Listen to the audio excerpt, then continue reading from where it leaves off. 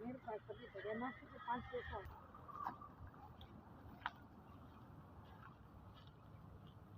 एक मिनट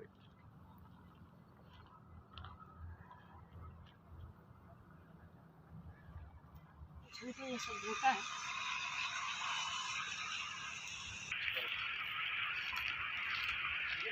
बरकातहू।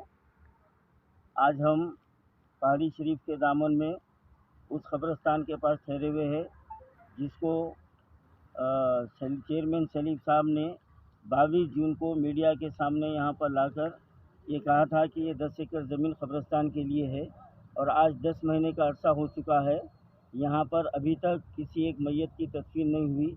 तदफीन कैसा होगी जबकि यहाँ पर मैयत को लाने का तक इंतज़ाम नहीं है और यहाँ पर खुतबा के लिए किसी आदमी का इंतज़ाम नहीं है, कोई यहाँ पर निगरान कार नहीं है, तो मैयत को दफन कैसा किया जाएगा। सवाल ये है कि शहर से यहाँ तक मैयतों को लाने के लिए इंतज़ाम क्या है।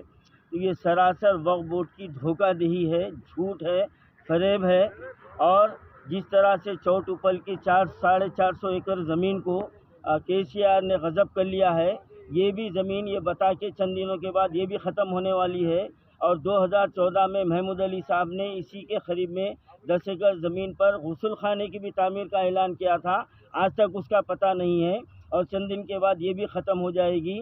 और तुल्फा तमाशा ये है कि जब इनकी दुखी रख के ऊपर हाथ रखा जाता है तो ये फड़फड़ाने लगते हैं। तो मैं सलीम साहब से मैं 7 सवाल कर रहा हूँ, अगर आप वाकई आपको जो ना आपके सीने में दिल में राई के दाने के बराबर ईमान है और आपके पास शर्म व हया नाम की कोई चीज़ है और आप अपने आप को मुसलमान समझते हैं और आप अपना शुमार वसीम रज़वी के साथ नहीं चाहते हैं, तो मेरे ये 7 सवाल का जवाब दीजिए कि आपकी मियाद में कितने एकड़ ज़मीन को लीज़ पर दिया गया है, उसकी लिस्ट जारी करिए। आप किसके नाम पर ज़मीनों को अलाट किया गया है और वक्फ बोर्ड को उससे क्या आमदनी हो रही है।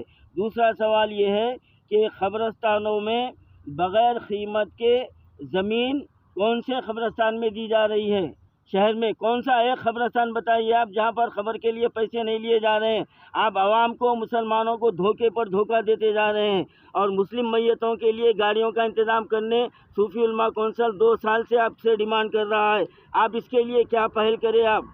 और वक्फ बोर्ड के रिकॉर्ड में कितने एकड़ ज़मीन है, आप उसकी लिस्ट जारी कीजिए। आप कितने एकड़ ज़मीन महफूज है और कितनी रिकॉर्ड में इस वक्त कितनी ज़मीन जो है ना मौजूद है और कितनी जो है ना मिनिस्टरों के खाते में गई, कितनी ज़मीन सियासी बेरोज़गारों के खाते में गई और कितनी ज़मीन चीफ मिनिस्टर के खाते में गई है। आप इसका हिसाब दीजिए क्योंकि आप इसके ज़िम्मेदार हैं। और मेरा 5वां सवाल ये है कि बाकी ज़मीन की हिफाजत के लिए आपके पास क्या इक़दाम है।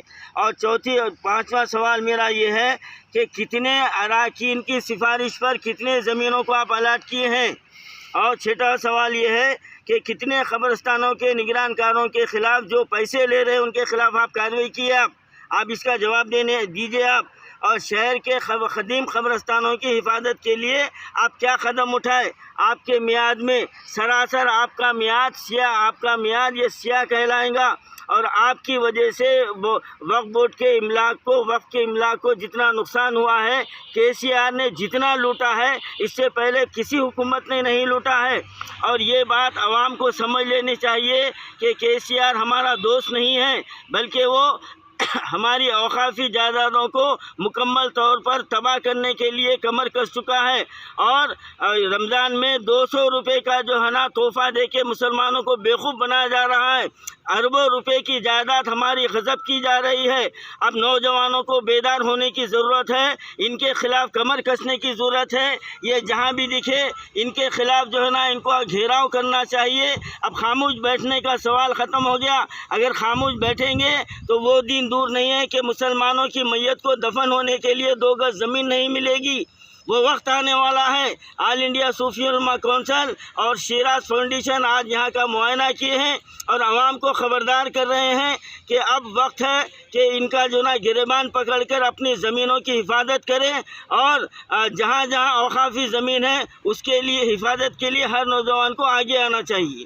और इस ख़बरस्तान के ताल्लुक़ से वक्फ बोर्ड से मेरे 3 डिमांड हैं कि यहाँ के इंतज़ामात के लिए आप कमेटी बनाइए, यहाँ पर गुस्ल खाने का इंतज़ाम कीजिए और यहाँ पर मैयतों को लाने के लिए गाड़ी का इंतज़ाम कीजिए।